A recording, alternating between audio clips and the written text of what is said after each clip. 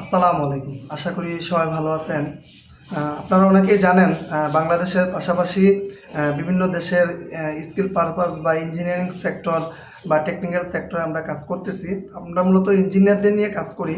তো বর্তমানে আমাদের কাজ চলমান হচ্ছে আপনার সৌদি আরব, দুবাই, কাতার এগুলাতে আমাদের ইঞ্জিনিয়ারিং সেক্টরগুলোতে কাজ চলমান। আমরা বিভিন্ন কোম্পানির লোকাল এজেন্সি, বিভিন্ন ইন্টারন্যাশনাল যে রিক্রুটিং যে এজেন্সি আছে তাদের সাথে আমরা যোগাযোগ করে অপরচুনিটিগুলো নিয়ে আসি। আর প্রত্যেকটা সার্কুলার আপনারা আমাদের গ্লোবাল জব অপরচুনিটি পেজে পাবেন। ঠিক আছে? তো যাই হোক, আজকে মূল যে বিষয় নিয়ে কথা বলবো সেটা হচ্ছে কানাডা। অনেকে আমাকে ইনবক্সে নক করেন বা অনেকেই কল দেন কানাডার জব সেক্টর নিয়ে একটু আলোচনা করার জন্য। দেখেন, বর্তমানে কানাডার কিন্তু অবস্থা একটু অন্যরকম চলতেছে। আপনারা হয়তো গতকালকে একটা নিউজ দেখেছেন যে ইন্ডিয়া এবং বাংলাদেশের ভিসা যেন গণহারে ক্যান্সেল করা হয়। এটা নিয়ে কিন্তু সম্ভবত হাইকোর্টে একটা রিট হইতে পারে, মানে এটা নিয়ে হয়তো সামনে বড় কিছু হইতে পারে আর কি। তো যারা স্টুডেন্ট ভিসা, তারপর বৈধর ক্ষেত্রে শুধু কানাডা না, ওয়ার্ল্ডের সব দেশে এখন যারা অবৈধ তাদেরকে কিন্তু বের করে দিচ্ছে। ঠিক আছে? কারণ আপনারা দেখতে পাবেন ওয়ার্ল্ডের যে বড় বড় দেশগুলো আছে, প্রত্যেকটা দেশ চায় যে আমার দেশে বসবাসকারী যেন লিগ্যাল অথরিটি এবং লিগ্যাল ডকুমেন্ট নিয়ে যেন আমার দেশে বসবাস করতে পারে। সে যারা পড়াশোনা করতেছে, লিগ্যাল পেপার যাদের থাকে তারা যেন এখানে পড়াশোনা করতে পারে। তারা জব সেক্টরে আছে তারা যেন আনলিগ্যাল বা ফেক ডকুমেন্ট দিয়ে যেন তারা বিভিন্ন কোম্পানিতে চাকরি না করে। মানে প্রত্যেকটা দেশ চায় যে তাদের কোনো সমস্যা নেই। প্রত্যেকটা দেশে একটাই চাওয়া যে আমার দেশের যে নাগরিক থাকবে, যারা বাংলাদেশ থেকে হোক, ইন্ডিয়া থেকে হোক বা যে কোনো দেশ থেকে আমার দেশে আসবে, তার জন্য বৈধভাবে সরকারি নিয়ম অনুযায়ী এবং অরিজিনাল ডকুমেন্ট বা সঠিক ডকুমেন্ট দিয়ে যেন তারা এখানে থাকতে পারে। ঠিক আছে? তো বর্তমানে পিআর নিয়ে সমস্যা হচ্ছে, তারপর হচ্ছে আপনার জব সেক্টর, স্টুডেন্ট ভিসা, এগুলা নিয়ে খুব মানে এখন যাচাই বাছাই করতেছে। যারা ফেক ডকুমেন্ট দিয়ে কানাডায় ঢুকছে তাদেরও অলরেডি হয়তো তারা রিজেক্ট হয়ে যাবে। এগুলো নিয়ে অনেক কথাবার্তা চলতেছে। আপনারা ইন্টারন্যাশনাল নিউজগুলো দেখলে হয়তো আপনারা বুঝতে পারবেন। তো যাই হোক, আমার যে মূল বিষয়টা দেখেন, ইঞ্জিনিয়ারিং সেক্টর, আপনারা অবশ্যই ভিডিওটা ভালো করে শুনবেন, দেখবেন আর কি। Engineering sector, technical sector, power sector, oil sector, এগুলাতে ওয়ার্ল্ডের সব দেশে ডিমান্ড সবসময় থাকে। আপনারা অনেকে জানেন যে মালয়েশিয়া, তারপর হচ্ছে আরও কিছু দেশ আছে যেগুলোতে ভিসা বন্ধ, কিন্তু আপনারা খোঁজখবর নিয়ে দেখতে পাবেন যে মালয়েশিয়া আমাদের দেশ থেকে লোক নিচ্ছে না, কিন্তু অন্যান্য দেশ থেকে লোক নিচ্ছে। কি কোন ধরনের লোক নিচ্ছে? যেগুলো ইমার্জেন্সি সেক্টর, হ্যাঁ, হসপিটাল হতে পারে, তারপর যে power and energy, oil sector, gas, এই সেক্টরগুলোতে কিন্তু সব ওয়ার্ল্ডের সব দেশে ভিসা সবসময় ওপেন থাকে। তো উন্নত দেশগুলোর সিস্টেম হচ্ছে, যেমন কানাডা সিস্টেম, যেহেতু আমি আজকে কানাডা নিয়ে কথা বলবো। কানাডা সিস্টেম হচ্ছে, কানাডা যখন একটা লোকাল কোম্পানি ওনারা একটা সার্কুলার দিবে, ঠিক আছে, ওনাদের দেশে সার্কুলার দিবে 2-3 মাস, যদি 2-3 মাসের ভিতরে যদি ওনারা ওনাদের যোগ্য ক্যান্ডিডেট না পায়, তখন তারা গভর্নমেন্টকে একটা রিকোয়ারমেন্ট করে যে আমরা কানাডিয়াতে আমরা এই লোকগুলো পাচ্ছি না, এখন আমরা বাইরের দেশ থেকে ফরেনার লোকগুলো আনতে চাচ্ছি। তখন গিয়ে সরকার একটা বলে যে আপনারা লিগ্যাল কাগজপত্র দেখেন। তখন কোম্পানিগুলো যদি দেখাইতে পারে যে না, আগামী 3-4 মাস ধরে আমরা আমাদের লোকাল জব পোর্টাল বিভিন্ন সেক্টরগুলোতে আমরা দেখতেছি যে আমরা এই যে নিউজ দিয়েছি বা আমাদের ওয়েবসাইটে আমরা নিউজ দিয়েছি, আমাদের কানাডিয়ান যে জব সেক্টরগুলো আছে প্ল্যাটফর্মগুলোতে দিয়েছে, তাদের সকল তথ্য ডকুমেন্ট যদি দেখাইতে পারে গভর্নমেন্টকে যে না ঠিক আছে, তো আপনারা 3-4 মাস ধরে লোক খুঁজতেছেন, পাচ্ছে না, তখন গিয়ে তারা একটা অনুমোদন দেয়। তখন গিয়ে ওরা বাংলাদেশ বলেন বা উন্নত যে দেশগুলো আছে, তখন তো ওই দেশগুলোতে ওনারা ওপেনলি সার্কুলার শেয়ার করে দেয়। তখন ওখান থেকে ওরা পারমিশন, যেহেতু গভর্নমেন্ট থেকে নিয়ে ফেলছে, তখন গিয়ে ওরা বাইরে থেকে লোক হায়ার করতে পারে।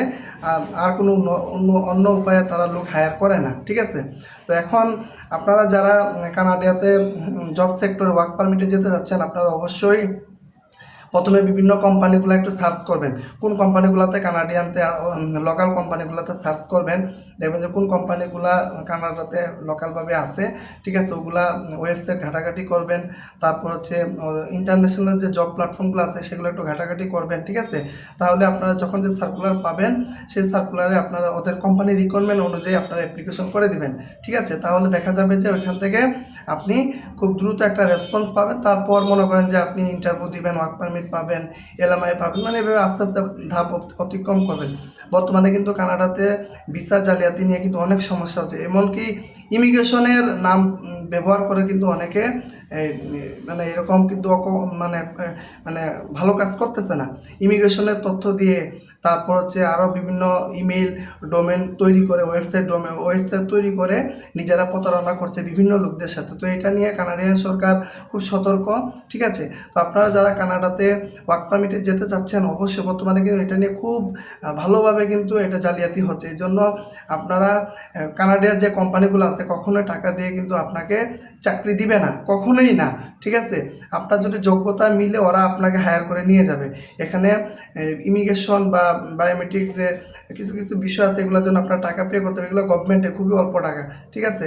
তো এখানে বিষয়টা হচ্ছে বর্তমানে কিন্তু অনেকে ফেক পারমিট দিয়ে কিন্তু আপনার সাথে প্রতারণা করবে, বা হুবহু আপনি বুঝতেই পারবেন না। মানে এমনভাবে ওরা ডোমেন তৈরি করবে, ওয়েবসাইট তৈরি করবে, আপনি মনে হচ্ছে এটাই মনে হয় ইমিগ্রেশন, এটাই মনে হয় কোম্পানির ওয়েবসাইট বা ইমেল অ্যাড্রেস। এই জন্য একটু সতর্ক সহকারে জবগুলোতে সার্চ করেন। আমি আবারও শুরুতেই বলছিলাম, ওয়ার্ল্ডের সব দেশে কিন্তু ভিসা উন্মুক্ত। আপনি যদি আপনার যোগ্যতা, ওই দেশে যদি ডিমান্ড থাকে, ঠিক আছে, সরকারি নিয়ম অনুযায়ী যদি ডিমান্ড থাকে, বা কোম্পানি যদি আপনার কোম্পানির ডিমান্ডের সাথে যদি আপনার স্কিল যদি 100% ম্যাচ হয়, অবশ্যই কোম্পানি আপনাকে হায়ার করতে পারে, ঠিক আছে। তো এই জন্য আমরা শুধু কানাডা না, সব দেশেই মোটামুটি আপনারা চেষ্টা করবেন, ঠিক আছে। যদি বৈধভাবে সরকারি নিয়ম অনুযায়ী বা কোম্পানির যে নিয়মকানুন আছে সেই অনুযায়ী যদি অ্যাপ্লিকেশন করতে পারেন, ঠিক আছে।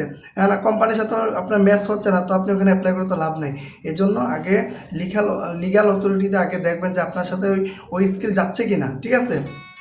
ওনাদের পড়াশোনা, ওনাদের কালচার, পড়াশোনা, ওনাদের জব বিষয় আমাদের সাথে নাও মিলতে পারে।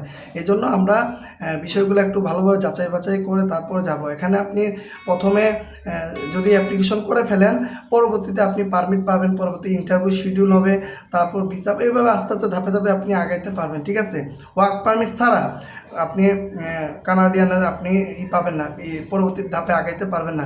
প্রথমে আপনি অ্যাপ্লিকেশন করবেন, ঠিক আছে, বা যেভাবে করান, যার মাধ্যমে অ্যাপ্লিকেশন হবে, ঠিক আছে, ওয়ার্ক পারমিট বা ডিমান্ড বা অ্যাপয়েন্ট আসবে, তারপর গিয়ে আপনি ইন্টারভিউ দিবেন, ইন্টারভিউ সিলেকশন হলে তারপর ভিসা প্রসেস, এভাবে ধাপে ধাপে আপনাকে আগাইতে হবে। তো ধন্যবাদ সবাইকে। কারো যদি কোনো কিছু জানার থাকে অবশ্যই কমেন্টে জানাবেন। আর আমার কাছে যতটুকু আমি জানি বা আমি যতটুকু আমার এক্সপিরিয়েন্স ছিল আমি শেয়ার করছি, বাকিটা হয়তো অন্যদের কাছে অন্যরকম এক্সপিরিয়েন্স থাকতে পারে। তো আমারটা আমি শেয়ার করছি। অবশ্যই কমেন্টে আপনাদের কোনো মতামত থাকলে জানাতে পারেন। আর কোন টপিক নিয়ে আপনারা ভিডিও চান, যেহেতু আমরা ইঞ্জিনিয়ারিং সেক্টর নিয়ে কাজ করতেছি, আমরা নিউজিল্যান্ডের বিষয় নিয়ে আমরা আলোচনা করব, আরও ইউরোপিয়ানের অনেক দেশ নিয়ে আমরা আলোচনা করব, যে কীভাবে ওয়ার্ক পারমিটে আপনার লিগ্যাল অথরিটিতে আপনি যেন ওয়ার্ক পারমিটে যেতে পারেন নিজের যোগ্যতা অনুযায়ী, স্কিল অনুযায়ী। তো ধন্যবাদ সবাইকে, ভালো থাকবেন। অবশ্যই ভিডিওটি শেয়ার করে দেবেন যাতে করে অন্যরা উপকৃত হয়। আসসালামু আলাইকুম।